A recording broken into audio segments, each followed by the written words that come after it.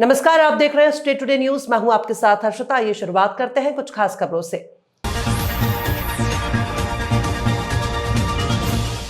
UP के बलिया में Bansdih road थाना अंतर्गत सीतल दवनी गांव के अधिवक्ता केश सिंह ने मुकेश सिंह पर गलत तरीके से पिस्टल के लाइसेंस लेने और कई बड़े गंभीर आरोप लगाकर कलेक्ट्रेट में धरना पर बैठे हैं।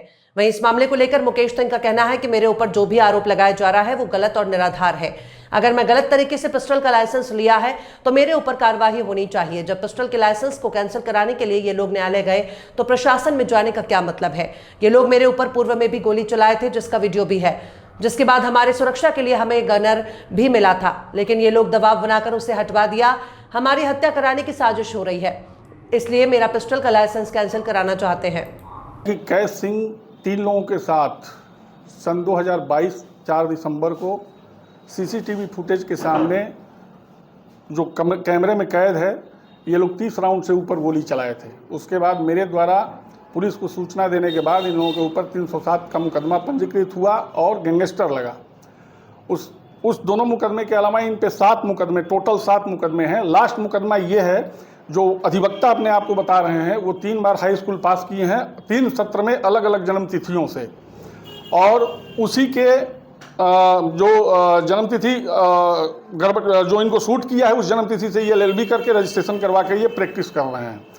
उस संदर्भ में भी CO बांसडीह महोदय के द्वारा उनके आदेश पर बांसडीह रोड थाने में मुकदमा दर्ज है। मेरे मुकदमे में 2 गवाह रहे हैं, प्रभात सिंह और निशांत सिंह। इन दोनों लोगों पर हमला हुआ यही लोग किए, लेकिन ये वकील थे इसलिए उन पे मुकदमा नहीं हुआ, उनके भाई पे मुकदमा पंजीकृत हुआ। अब आगे ये स्थिति है कि मेरा पिस्टल के बारे में ये जो बोल रहे हैं, तो जिस समय मेरा पिस्टल का लाइसेंस बना 2019 में, उस समय मेरे बलिया जनपद में पहले तो बलिया जनपद का ही पिस्टल का लाइसेंस निर्गत हो रहा था, तो उस समय बलिया जनपद में मेरे ऊपर कोई मुकदमा नहीं था। हमारे लाइसेंस के बाद सगे इनके भाई के द्वारा मेरे भाई और मेरे बेटे पे, जो कि बेटा यहाँ रहता भी नहीं है, फर्जी तरीके से बांसडीह रोड थाने में मुकदमा पंजीकृत करवाया गया। चूँकि बेटा जो था वो नाबालिग था, तो प्रभु की मर्जी से वो उसमें बरी हो गया, बाकी मुकदमा चल रहा है। अब बाकी पहले के मुकदमे वो जो दिखा रहे हैं, तो 2013 में एक सर्विस मैटर संबंधी मुकदमा हमारे ऊपर पंजीकृत हुआ था, जिसमें हाई कोर्ट ने तुरंत प्रोसीडिंग स्टे लगा दिया और मैं बहाल भी हो गया, और बहाल होकर के मैं ज्वाइन भी कर लिया। उसको ये बता रहे हैं कि मतलब नहीं दिखाए हैं, तो हमको दिखाने का औचित्य नहीं दिखा। उसका जब सब खत्म हो गया तो दिखाने का औचित्य नहीं दिखा। हाई कोर्ट की प्रोसीडिंग स्टे की कॉपी मेरे पास है।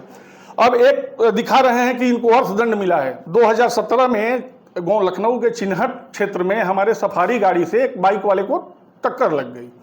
वो अपने घर चला गया, मैं अपने घर चला आया। उसका सम्मन हमको 2024 में मिला। सम्मन मिलने के बाद मैं कोर्ट जा करके कचहरी से, मैंने आदमी भागता है कि भाई इसको खत्म करें, तो उसमें 700-750 रुपये का अर्थदंड लगा और मैंने जमा करके अपना प्रिंट छुड़ा लिया। अब ये बताइए कि जो हमको मुकदमा पता नहीं है, जिस मुकदमे में न्यायालय के द्वारा हमको कभी सम्मन नहीं मिला है, उस मुकदमे का ये जिक्र कर रहे हैं। हमको दिखा दे कहीं न्यायालय कचहरी से निकाल करके हमको सम्मन मिला है।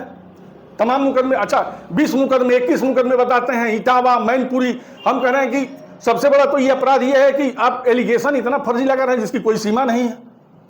आप खुद अपराधी हैं। एक अपराधी DM साहब के कार्यालय के सामने, SP साहब के कार्यालय के सामने जा करके बैठता है, जिसपे गैंगस्टर 307 और जैसे तमाम 7 मुकदमा पंजीकृत है, उनके अंदर ये हिम्मत कहां से आ गई कि आकर के बैठ रहे हैं। और रही बात, तो हमारी जांच करवा लें, हाईकोर्ट की प्रोसीडिंग स्टे की कॉपी देंगे हम। जब प्रशासन का कोई भी अधिकारी हमसे मांगेगा तो उनके सारे आरोप को निराधार कर रहे हैं, इसलिए कि 2019 में हमारा लाइसेंस निर्गत हुआ है। उसके पहले गाजीपुर के मुकदमे को दिखा रहे हैं, तो जिसमें हाई कोर्ट का प्रोसीडिंग स्टे था, तुरंत 3 महीने बाद हमको प्रोसीडिंग स्टे मिल गई और हमको सही साबित कर दिया गया कि ये सही है। उसके बाद मैं बहाल हो गया, नौकरी भी करता था। उसके बाद वो इस तरह घेरा जाए कि ये 307 जो ट्रायल पे होने वाला है, ट्रायल चल रहा है, उस मुकदमे से सुलह और समझौता हो जाए। मैं कहीं से गलत नहीं हूं। अगर गलत कहीं पाया जाता हूं तो मेरा पिस्टल का लाइसेंस निरस्त कर दिया जाए, मेरे ऊपर मुकदमा कर दिया जाए, स्वीकार है। लेकिन 307 और गैंगस्टर जो भी हमारे द्वारा मुकदमा उन पर पंजीकृत है, मैं कभी उससे पीछे नहीं हटूंगा और न्यायालय पे हमको पूर्ण विश्वास है।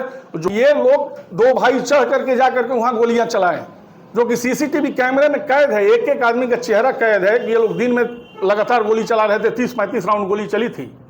वहाँ बलिया कोतवाली फोर्स गई थी, बांसडीह कचहरी से CO साहब आए थे, बांसडीह रोड थाना थे, पूरा 3 दिन पिकेट रहे।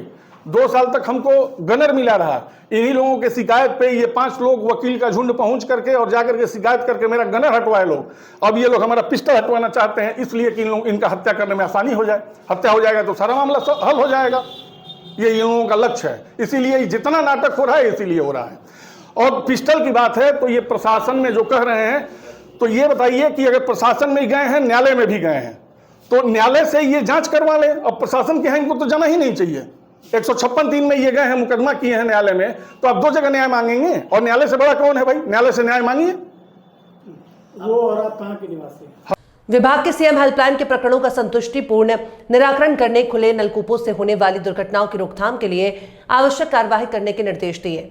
कलेक्टर श्री बालगुरु ने फार्मर रजिस्ट्री की प्रगति की समीक्षा के दौरान कहा कि किसानों को शासकीय योजनाओं का लाभ लेने के लिए इसके महत्व के बारे में बताया जाए। ये शासकीय योजना के लाभ प्राप्त करने, संपत्ति स्वामित्व सत्यापित करने, कानूनी विवादों से बचने, बैंक ऋण प्रक्रिया को पारदर्शी बनाने और उत्तराधिकार मामले में सही हस्तांतरण सुनिश्चित करने में मदद करती है। इसके साथ ही उन्होंने वन ग्रामों के राजस्व ग्रामों में परिवर्तन और वन व्यवस्थापन की कार्यवाही तेज करने के निर्देश दिए। खबरों में फिलहाल इतना ही। और भी खबरों के अपडेट्स के लिए आप देखते रहिए स्टे टुडे न्यूज।